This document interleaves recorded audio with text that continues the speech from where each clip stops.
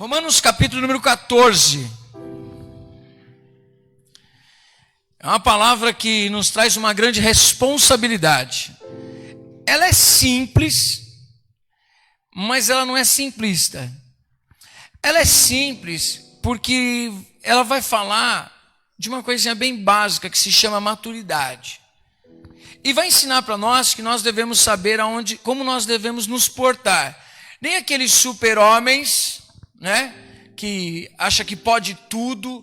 Eu não sei que fase você está da sua espiritualidade, mas às vezes existem pessoas que desdenham de um mundo espiritual. Pessoas que desdenham de como devem andar. Tipo assim, eu não sei se você já ouviu falar ou se você já falou assim. Pessoas que dizem assim: é isso mesmo, eu posso fazer o que eu quiser, não estou nem aí para nada, afinal de contas, eu tenho uma mente de Cristo, eu tenho uma mente diferente, eu sei que eu posso comer o que eu quiser, eu sei que eu posso fazer o que eu quiser, porque olha, eu sei que eu sou liberto em Cristo Jesus, eu já não ando mais preocupado com o que as pessoas pensam, afinal de contas eu sou liberto para servir ao Senhor, e eu posso fazer o que eu quiser, porque eu sou uma pessoa liberta no nome de Jesus. Há reticências. Há reticências. Aí existe aquele outro que diz assim: não, mas eu não posso fazer isso, eu não posso fazer aquilo outro. Aquele desespero. Hoje não tanto, mas eu não sei se você já andou com um pessoal assim, ou você foi assim, ou você é assim, ou você está querendo trilhar esse caminho, aquele negócio assim. Você sabe quem é que fabricou isso? Você sabe quem foi que fabricou a pipoca? E você está comendo a pipoca? Você sabe quem foi que fabricou esse pão? E você está comendo esse pão? Você sabe quem fabricou essa roupa? E você está usando essa roupa? Você sabia disso? Você sabia daquilo outro? Você foi comprar naquele açougue? Como que você foi naquele supermercado lá? Aquele supermercado é de uma pessoa que não serve a Deus. Já viu pessoa assim? Já conheceu alguém assim? Pode nada. Vai no restaurante, nossa, você vai comer isso? Mas isso daí, é pecado. Olha, aquilo outro é pecado. A pessoa não consegue viver nada. Tudo para ela é pecado. Tudo é pecado. Aí tem outras que nada é pecado. Ela pode tudo. São polarizadas. Nós temos uma dificuldade muito grande, como seres humanos, todos nós, de viver no equilíbrio das coisas. Quer ver, por exemplo, o equilíbrio das coisas? Deus foi lá e falou assim: olha, é o seguinte, façam o tabernáculo, porque eu vou habitar no meio de vocês. Lá vocês vão ter a arca, e a arca é a representação da presença de Deus, sim ou não? Não demorou muito, o pessoal fez a arca, Deus se manifestava na arca, mas daqui a pouco o pessoal pega a arca e carregam ela como amuleto. Ela representa Deus, ela representa a presença de Deus. Só que aí o pessoal fala assim, por exemplo, pegar um ponto só, para não alongar. Eles pegam a arca, vão para o meio de uma batalha e diz: bom, agora nós vamos vencer a batalha, porque afinal de contas nós trouxemos a arca. A arca, que era a presença de Deus, foi tomada no meio da guerra e eles perderam a batalha. Mas Deus não estava ali? Não. Eles estavam olhando para aquela arca como um amuleto, como se eles pudessem transportar Deus nas coisas. Ou seja, aquilo que não era para adorar, a arca era para adorar a Deus, eles começaram a adorar, mas Deus disse: não faça nenhuma imagem minha, nem das coisas do céu, na terra, nada, não adore a isso, somente adorarás a mim. Mas não foi o próprio Senhor que mandou fazer esses elementos? Sim, mas como símbolos, não como lugar de adoração. E aí o pessoal fala assim: não, aí é uma coisa ou outra. Ou eu não faço nada e não adoro nada, ou eu faço isso e depois eu adoro.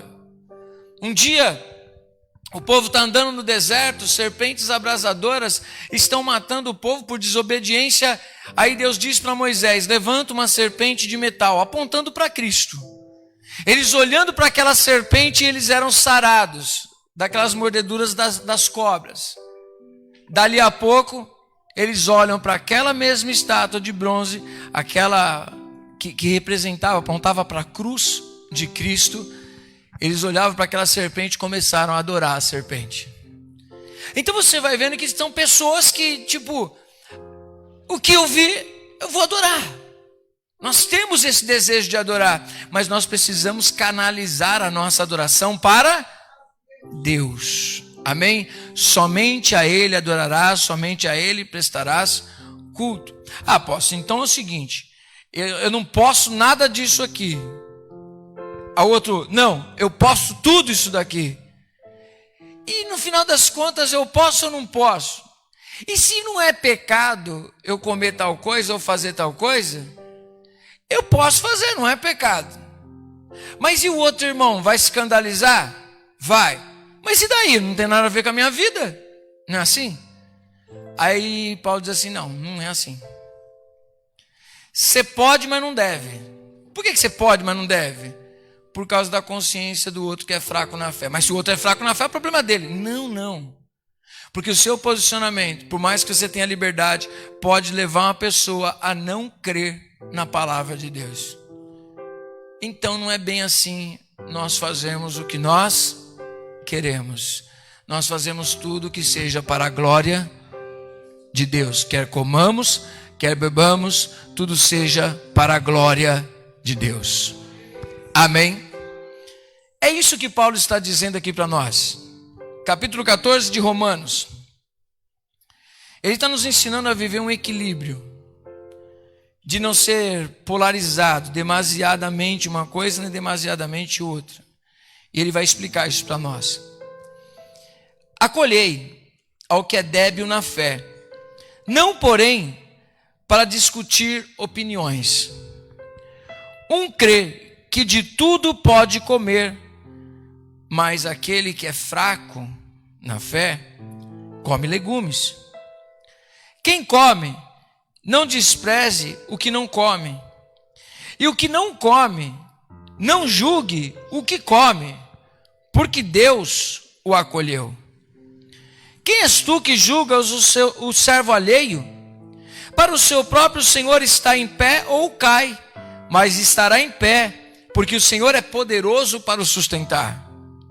Um faz diferença entre dia e dia, outro julga iguais todos os dias. Cada um tem opinião bem definida em sua própria mente. Quem distingue entre dia e dia, para o Senhor o faz.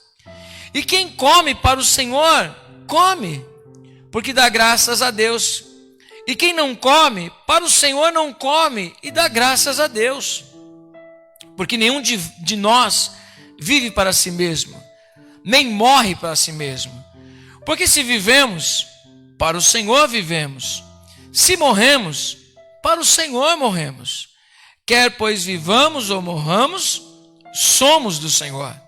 Foi precisamente para esse fim que Cristo morreu e ressurgiu, para ser Senhor tanto de mortos como de vivos. Tu, porém, por que julgas teu irmão? E tu, por que desprezas o teu? Pois todos compareceremos perante o tribunal de Deus, como está escrito: por minha vida, diz o Senhor, diante de mim se dobrará todo joelho, e toda língua dará louvores a Deus. Assim, pois, cada um de nós dará contas de si mesmo a Deus. Amém? É o que eu digo que é simples, mas não é tão simples assim. Porque não tem gente tomando muito conta da vida um do outro? Tem ou não tem? Eu acho que eu tenho uma vida corrida. Quem tem uma vida corrida aí? E você conhece alguém que tem tempo para tomar conta da sua vida? Você conhece? Sempre tem alguém de plantão, Fabinho. Cristão ou não, a pessoa tem tempo para tomar conta da nossa vida. Tem gente que toma conta da vida, os vizinhos tomam conta da vida dos vizinhos. Às vezes os irmãos tomam conta da vida dos irmãos. Por exemplo, vai no mercado, se encontrar irmão, vai olhar no carrinho dele. Será que esse irmão está levando? Será que tem uma escola aí?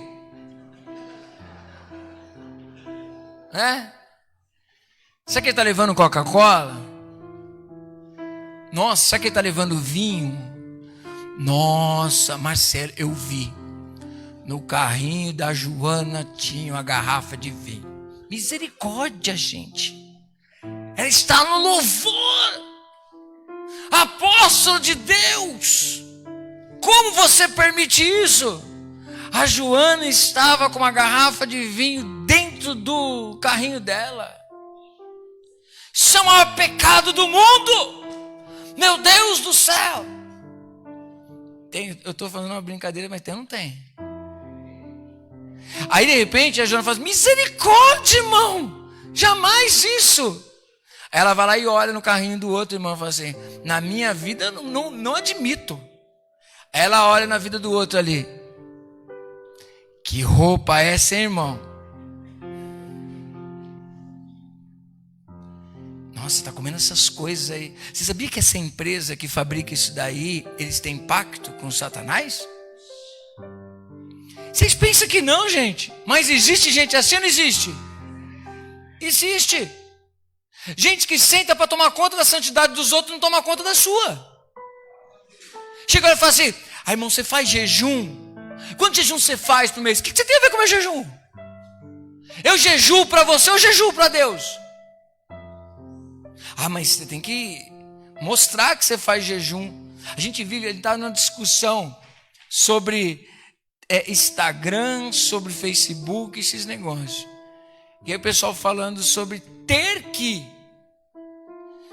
Você tem que postar, você tem que fazer, você tem que mostrar o que você está fazendo, porque as pessoas querem saber.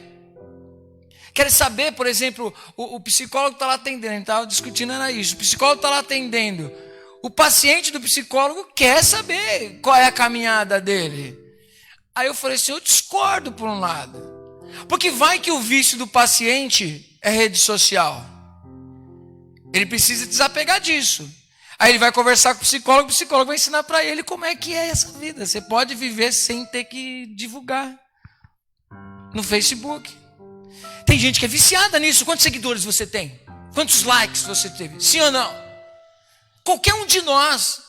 Até eu que não sou viciado no negócio, mas se você entrar lá, você vai ver: nossa, tantas pessoas curtiram ali, tantas pessoas gostaram desse, tantas pessoas gostaram daquele, mas daqui não gostaram de nada, sim ou não?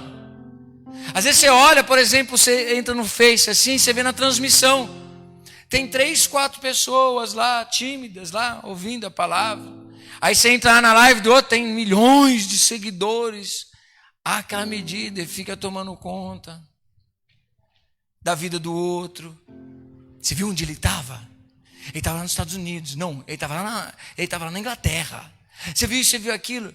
Então nós somos empurrados, né, pela cultura de hoje em dia a ver isso. Eu estou falando alguma besteira, gente?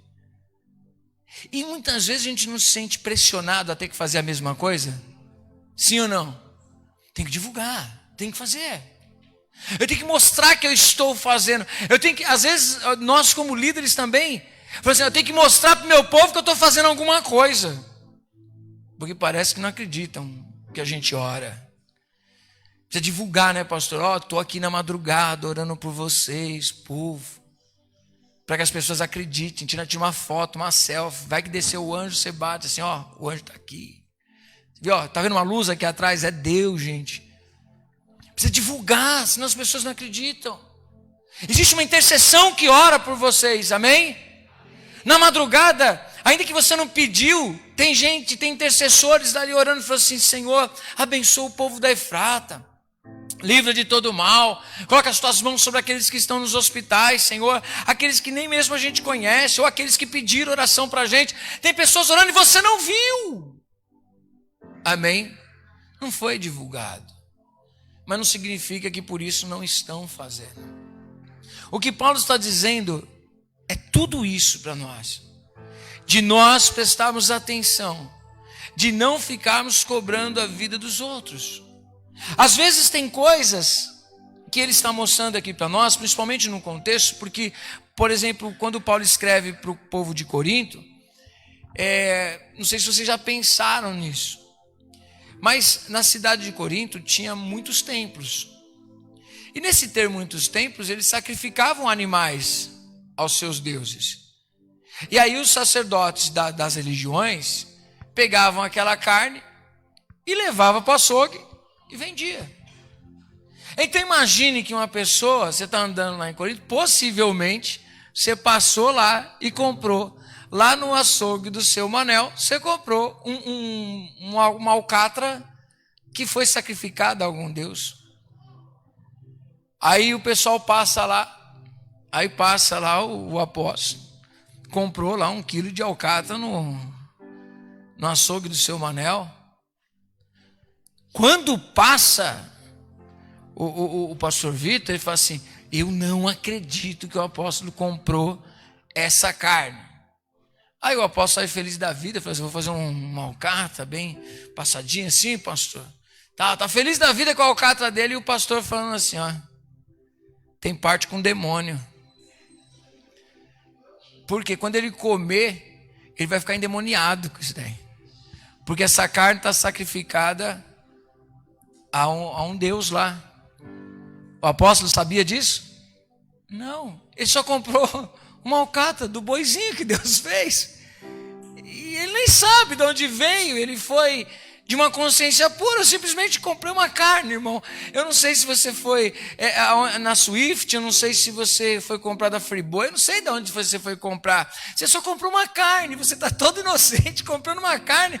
E as pessoas julgando que você vai para o inferno por causa da carne que você comprou.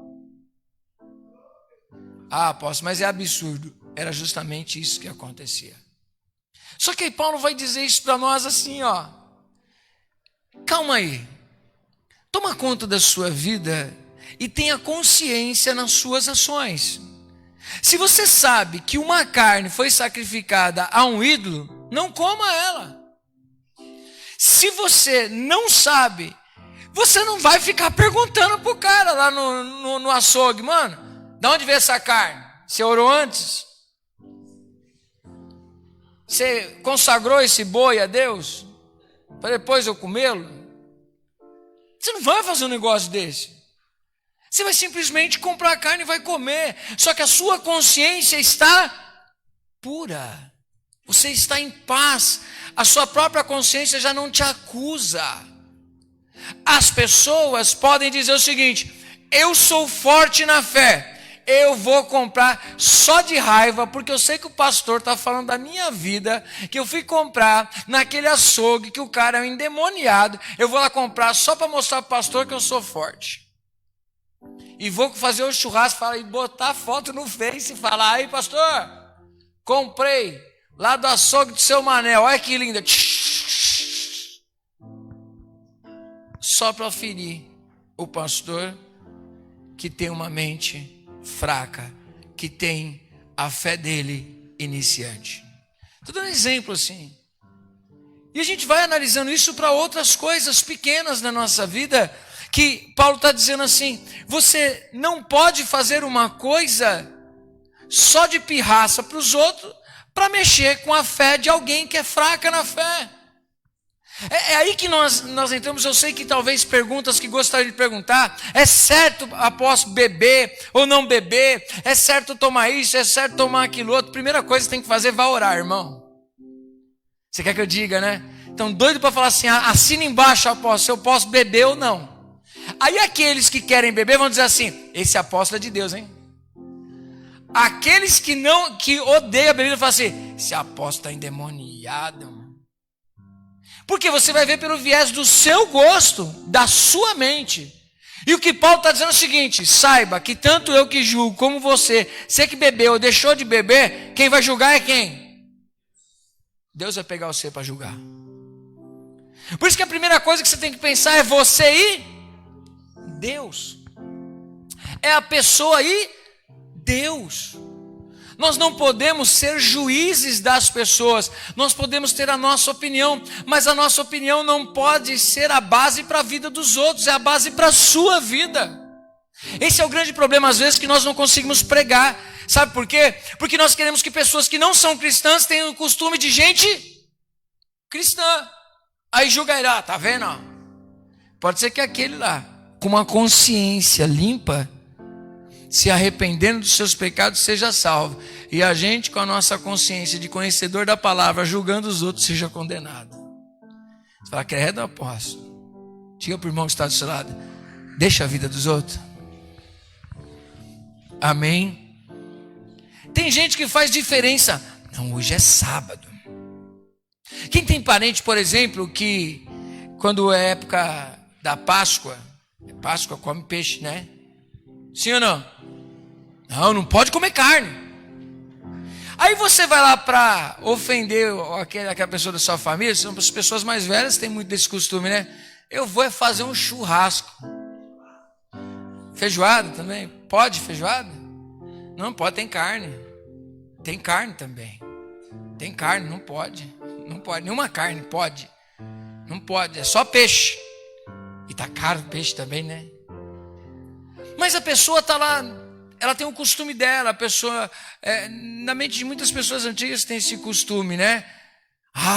Não pode comer a carne. Aí você vai convidar essa pessoa para ir lá na sua casa e você vai falar assim, eu vou fazer um churrasco só para te ofender. Ao invés de você pregar, você arrumou um inimigo desnecessário. Eu vou fazer mesmo, eu não estou nem aí. Existem coisas que... Existem lugares específicos para determinadas roupas.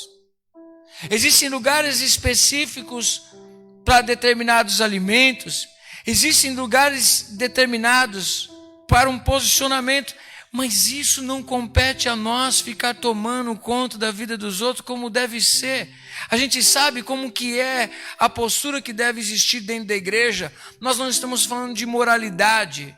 Nós estamos falando de costumes. O que Paulo está dizendo aqui é que as pessoas, por ter passado por essa transformação de mente, podem se achar melhor do que as outras. Esse é um grande perigo para a igreja, não conseguir pregar. Ela se isolar de uma tal maneira que ela diga, nós somos os perfeitões. E o resto ninguém presta. Sentar numa cadeira de juiz e sair julgando a vida dos outros. Paulo está dizendo, não faça isso. Isso se chama imaturidade. Amém? Versículo de número 13. Não nos julguemos mais uns aos outros, pelo contrário, tomai o propósito de não pôr tropeço ou escândalo ao vosso irmão. Eu sei e estou persuadido no Senhor Jesus de que nenhuma coisa é de si mesmo impura, salvo para aquele que assim a considera. Para esse é impura. Se por causa de comida o teu irmão se entristece, já não anda segundo o amor fraternal. Por causa da tua comida, não faças perecer aquele a favor de quem Cristo morreu. Não seja, pois, vituperado o vosso bem, porque o reino de Deus não é comida, nem bebida, mas justiça e paz e alegria no Espírito. Olha, grava isso. Porque o reino de Deus não é comida nem bebida, mas é justiça, é paz, é alegria no Espírito. Aquele que deste modo serve a Cristo é agradável a Deus e aprovado pelos homens. Assim, pois, seguimos as coisas da paz e também as da edificação de uns para com os outros. Não destruas a obra de Deus por causa da comida. Todas as coisas, na verdade, são limpas, mas é mal para o homem o comer com escândalo. É bom não comer carne, nem beber vinho, nem fazer qualquer outra coisa em que teu irmão venha tropeçar, ou se ofender, ou se enfraquecer. É por isso que, falando aqui mais aberto, não se deve beber. Porque não é normal as pessoas fazerem isso, se embriagarem, beberem à vontade no mundo. Quando as pessoas, por exemplo, um crente tomar uma cerveja ou beber alguma coisa, vai dizer o quê? Nossa, isso é igual ao mundo, né? Não faz diferença nenhuma. Tá dando para entender? Vou fazer uma tatuagem. Eu vou fazer isso. Mas por que você quer fazer isso? No que vai edificar? No que vai glorificar o nome do Senhor? O pensamento do cristão não é se é certo ou se é errado. Não é por causa da cultura. Possivelmente você vai lá na Alemanha, um pastor vai estar pregando lá, e depois eles vão tomar uns canecão. É cultural. Aí por isso que é tudo endemoniado. Os alemães não vão ser salvos. Quem somos nós para julgar a cultura de alguém? Se eu chegar aqui com aquelas vestes longas, como chama aquela saia do escocês? Tem um nome aquela roupa do escocês. Eu falo, apóstolo usando saia, mano. Saia roupa de mulher. Tem um nome aquela roupa. Eu não lembro o nome dela. Mas é cultura. Ainda quer dizer que eles, por usarem não é saia o nome, estou usando sim. Kilt. É esse negócio aí. Ia ficar muito feio, né? Ia ficar muito esquisito, né, Fábio? Chegar aqui de kilt. Nada a ver, mano. Nada a ver com a nossa cultura. Mas é cultural. Quem somos nós para dizer que isso é um pecado? É cultura. A gente tem que entender que a Bíblia ela fala de valores, ela não está falando de costumes. E quando teve momentos que teve que falar de costumes, foi por causa dos valores que estavam sendo afetados. Quem está entendendo? Amém. Paulo ele vai dizer: não destruas a obra de Deus por causa da comida. Todas as coisas, na verdade, são limpas, mas é mal para o homem o comer com escândalo. É bom não comer carne, nem beber vinho, nem fazer qualquer outra coisa com que teu irmão venha tropeçar, ou se ofender, ou se enfraquecer. Essas questões de bebida, às vezes, são perguntas que as pessoas gostariam de fazer. Deixa eu dizer para vocês, eu tenho muito medo, porque a gente não sabe como que o nosso organismo responde ao álcool. Isso é problemático. Porque se do altar nós dissermos assim, não tem nada a ver, pode beber. Você pode induzir uma pessoa a se tornar um alcoólatra. Você não sabe. Às vezes quando você leva uma bebida para dentro da sua casa, o problema pode não ser você, mas você pode ter aberto a porta para o seu filho, que na genética dele, ele tem tendência ao alcoolismo. Essa semana eu estava aqui, mais cedo, e encontrei uma pessoa que a gente tem se conhecido aos pouquinhos, está se conhecendo mais. É muito interessante isso, passar aqui o dia com a porta aberta ali, pelo menos umas 3, 4 pessoas para pedir oração e bater um papo comigo. E a gente conversando, aí a pessoa disse: pastor, eu tenho problema com álcool e com drogas também. E quem tem problema com álcool e com drogas é uma pessoa que vence a cada dia. Cada dia eu venci hoje. Sempre isso na mente. E ele dizia, batendo um papo comigo, ele falou assim: olha, não sou só eu. Meu pai é, meu irmão é, a minha irmã é, meu outro irmão é, minha família inteira tem problema com isso, porque é genético. Imagine uma pessoa dessa, se ela toma um copo, ela vai ficar num copo? Ela vai ficar só naquela bebida? Não, ela vai começar a puxar outra coisa, e outra coisa, e outra coisa, e outra coisa. Eu não posso assumir essa responsabilidade.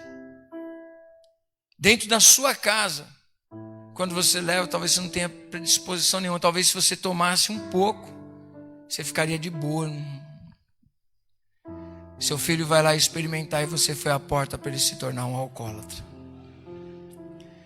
Eu já conheci a história de uma pessoa que entendia que não deveria beber, mas nem ele sabia que tinha essa predisposição toda. E aí foi numa igreja, e nessa igreja o pessoal tinha o costume de beber bebida alcoólica. E o pastor falou: nós temos o costume. Tem igrejas, vocês conhecem igrejas que têm costume? Essa pessoa acabou com a vida dela, casamento dela, tudo, todas as áreas da vida dela, porque ela começou a entender que para ela também não teria problema nenhum. E aí descambou. Lá na Val de Jaboque, a gente cuida de meninos lá que, se você sentar para conversar com eles, é assim. Então, como que a gente pode chegar de um altar com responsabilidade e falar: beba ou não beba? Eu não sou teu dono. Só que eu não queria, de verdade, que você descobrisse se você tem predisposição ou não. Porque talvez você descubra tarde. Aí a gente vai ter que colocar você lá na Val de Jaboque em tratamento. Então é melhor não. Diga para a pessoa ao seu lado: não brinca. Talvez você tenha uma predisposição. Apóstolo, a gente deve julgar a vida dos outros que estão fazendo isso? Não. Deus não nos constituiu juízes. Se a nossa consciência entende que é pecado, se você fizer, é pecado ou não é? Porque o primeiro que entendeu que é pecado é quem? Você. Você. Tem outro que entende que não é. Bom, para você é? Então você não beba e deixa o outro, que quem vai julgar ele? Deus. Ah, apóstolo, então você está liberando geral. Eu? Jamais. Vai para as Escrituras e procura ter as suas ações pautadas na palavra de Deus. Você e eu, nós precisamos olhar nossa vida e falar assim: deixa eu cuidar da minha santidade, deixa eu cuidar da minha vida, a minha vida de oração, a minha vida com Deus. Por quê? Porque é Deus quem me conhece de verdade. É Deus que sabe das minhas intenções, Deus conhece o meu coração. Ah, mas eu acho errado aquilo que o irmão está fazendo, eu acho errado aquelas ações. Ok, mas você não pode julgá-lo, você tem a sua opinião, mas você não pode julgar e sentenciar essa pessoa dizendo: essa pessoa não é de Deus. Não compete a você, você não conhece ela. Quem está entendendo? Isso acontece muito com... Às vezes a gente passa e está no meio de pessoas que já tem mais usos e costumes. Aí às vezes olha e fala assim: nossa, irmã, você está de calça. Isso é um pecado, né? E a outra: você está de saia, não é? Não, de saia não é. Mas e de língua grande? É. Né?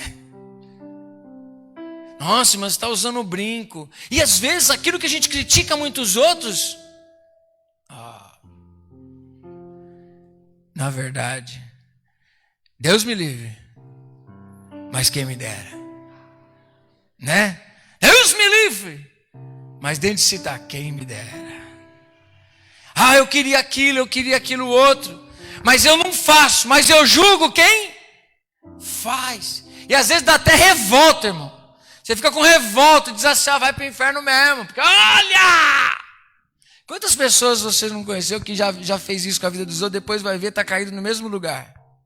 Sim ou não? Toma conta cada um de si para que não caia. Foi isso que Paulo ensinou aqui, ó. Versículo número 22. A fé que tens, tem-na para ti mesmo perante Deus. Bem-aventurado é aquele que não se condena naquilo que aprova, mas aquele que tem dúvidas é condenado se comer, porque o que faz não provém de fé, e tudo que não provém de fé é pecado. Tem gente que toma ceia quantas vezes no ano? Uma. A gente toma todo mês. Aí Deus diz: mas é errado, mandou tomar todo mês? Acho que a gente está errado, porque diz que todas as vezes que vós vos unides, vocês poderiam celebrar a ceia. Então a gente deveria celebrar todo dia. Costumes. Você guarda o sábado. A gente não encontra também essa dificuldade hoje de outros irmãos que dizem: não, tinha que guardar o sábado, porque a lei diz que guardar o sábado. Mas como eu estava ministrando aqui no momento da oferta, o sábado é o dia de descanso, sim ou não? É dia de descanso em Deus. E para nós entendemos que todos os dias são dias de descanso em Deus. Hoje é sábado, amém? É dia de eu descansar em Deus. Amanhã é quarta, é dia de eu descansar em Deus. Aí o outro diz assim: não, mas porque você não guarda o sábado, você vai para o inferno. Aí você diz assim, não, mas porque você guarda o sábado, você é legalista, quem vai para o inferno é você. Aí Deus vai dizer assim, vocês que não me aceitam como único e suficiente Salvador, que você vai ver se os dois não vão para o inferno. Sabe aquela história do calvinista e do arminiano, que os dois estão discutindo se a graça, a salvação pode ser perdida ou ela adquirida? Aí Jesus fala assim, vocês que não se entregam a mim não, que vocês vão ver só. E ficam os homens discutindo. Às vezes nós estamos com dogmas, com costumes humanos e julgando a vida dos outros com isso. Aí nossa mente foi transformada. Aonde que foi transformado? Se a gente se acha melhor que as outras pessoas, se a gente se acha mais digno do que as outras pessoas, se a gente toma ceia olhando para o irmão, fala assim, por que ele não tomou? Nossa, como é que ele teve coragem de tomar? Meu irmão, o que você tem a ver com a vida do irmão? Quem está entendendo? Graças a Deus, na nossa igreja a gente já aprendeu e já ensinou. A gente vai servir ceia para todo mundo. Toma quem quiser. A Bíblia diz que cada um examine o seu próprio coração. Não é para examinar o irmão, é para examinar a si mesmo. Aí, às vezes as pessoas saem da igreja e dizem, nossa, você viu, está tomando santa ceia. E você também? Já parou para pensar que às vezes as pessoas estão julgando umas às outras, dizendo assim, nossa, aquela pessoa é isso, aquilo, foi tomar santa ceia, do que vale? Mas quem te deu esse direito, meu amigo, de julgar a vida da pessoa, se ela deve ou não tomar a santa ceia? Nós ensinamos os valores, nós ensinamos as verdades da palavra de Deus, mas não compete a nós julgar quem toma, quem não toma. Não compete a mim nem a você. Aqui nenhum diácono nunca vai passar, pelo menos pela minha ordem, se eu descobrir depois eu brigo, mas assim, passar por alguém e desviar da pessoa para não dar ceia. Se você tiver problema com alguém na hora que você for servir a ceia, irmão, serve para ela. E pede perdão você que está servindo, em vez de ir lá e falar assim, deixa eu pular ela.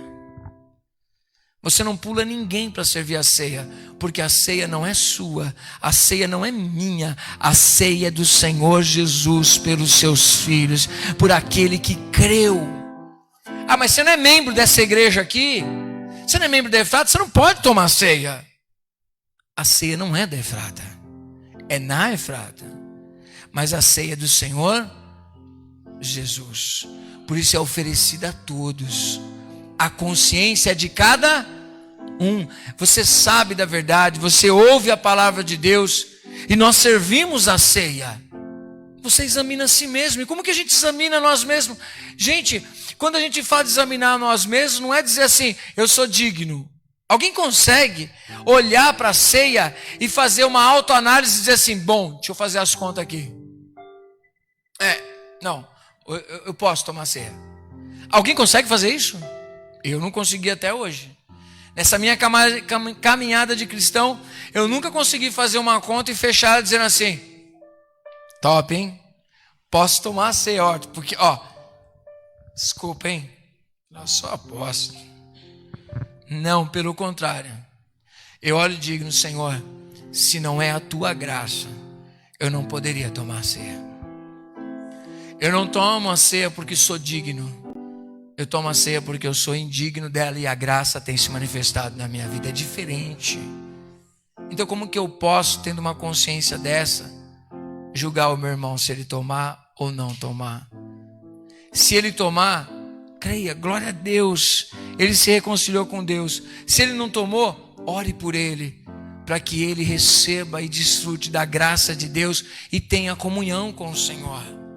Paulo está mostrando isso para nós, como nós devemos nos portar e nos relacionar com as outras pessoas que estão à nossa volta. E hoje nós vamos tomar a ceia. Nós vamos tomar a Santa Ceia do Senhor. Mas eu quero convidar você a tomar a ceia pedindo perdão a Deus. Como eu também. Pedir perdão a Deus por quantas vezes passou na nossa mente o irmão, ou quantas vezes por causa do nosso posicionamento pessoas se desviaram, ou pessoas deixaram de acreditar no cristianismo por causa de um posicionamento nosso. Eu não sei se você já falhou, eu já falei. Eu já não fui exemplo. Eu já falei com as minhas palavras, já falei com as minhas ações, já pedi perdão para Deus, porque possivelmente na minha caminhada eu não tive uma postura de cristão para uma pessoa que não era cristã. Às vezes Não só em dia de Santa Ceia, na minha caminhada, eu olho assim para mim e falo assim: Senhor, que responsabilidade. Você ter um posicionamento de líder, de ser cristão para a sua igreja, já é uma grande responsabilidade. Agora, você ter responsabilidade de ser um cristão para pessoas que não são cristãs, a responsabilidade é maior ainda. E nós não ganharemos essas pessoas se nós julgarmos elas. A gente teve uma experiência numa turma de psicologia, chegou uma pessoa cristã. Mas eu acho que ela não ouviu essa palavra. Não tenho certeza que ela não ouviu essa palavra. A pessoa chegou batendo na mesa e dizendo: vocês não vão mudar a minha fé. E aí o professor falando: olha, porque a gente precisa transformar a nossa mente, entender com uma mente científica. E isso, a pessoa do nada levanta e começa a gritar e fala assim: você não vai mexer na minha fé, no meu Deus.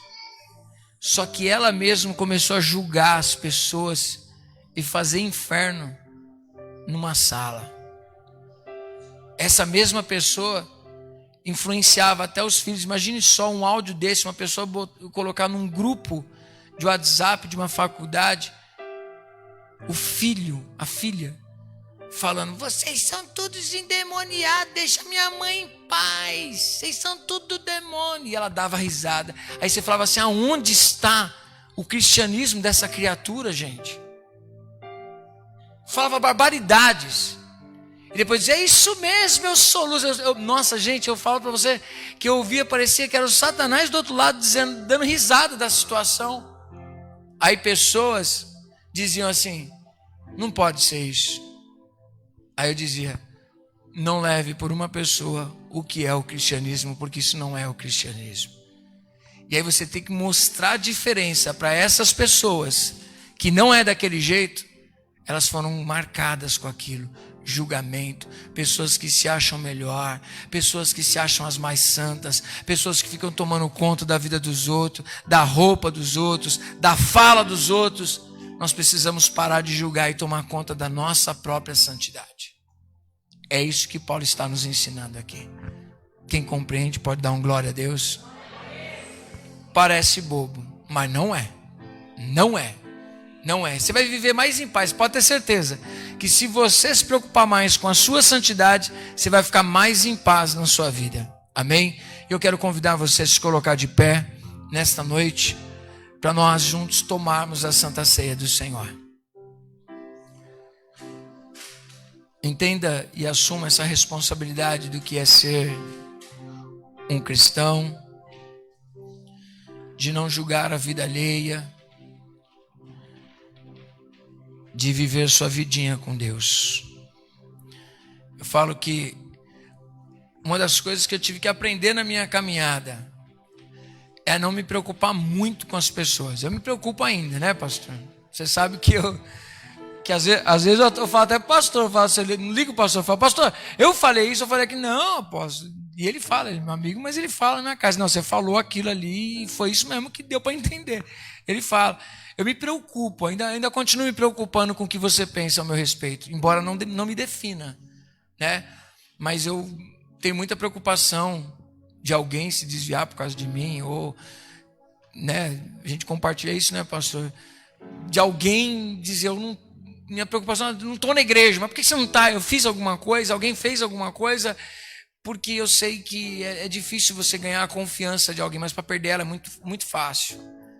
E eu sempre analiso e eu falo assim: meu Deus, eu não quero ter uma ação, uma postura que magoe as pessoas e elas parem, elas desistam, porque eu não sou melhor do que elas. Ninguém é melhor do que ninguém. E o dia que a igreja toda entender isso, ela vai conseguir pregar com mais força. O dia que ela deixar o jugo, estender do dedo, apontar a vida das pessoas, ela vai conseguir pregar muito mais. E as pessoas vão dizer assim: nossa, você é um cristão diferente, né? Você vai falar e você vai agir diferente. Você vai cumprimentar as pessoas. Você vai trabalhar nas empresas. Você vai comprar nos açougues. Você vai passar nos supermercados. E você vai conseguir pregar com a tua vida. Essa é a responsabilidade que a gente tem de pregar a todas as pessoas. Amém? Essa palavra é uma reflexão para nós. Reflexão.